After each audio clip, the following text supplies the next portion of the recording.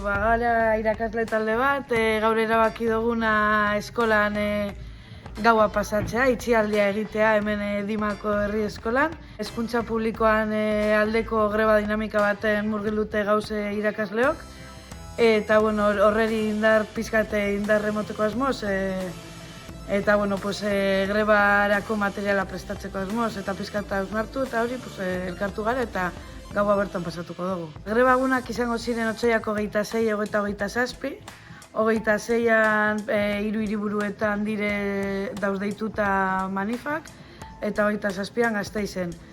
Eta aldarrikapenak badire lanzamak arintzea, gazte berritze planak berriztea, ordezkoen araudiak berriztea, lizentzia eta baimenak hobetzea, 8 aldarrikapen lotu dituztela intersindikalen eta horreri bultzada gauza moten. Gu behintzat indartsu gaude eta animatzen dugu gure kideak bebai greba egunean kalera urtetera.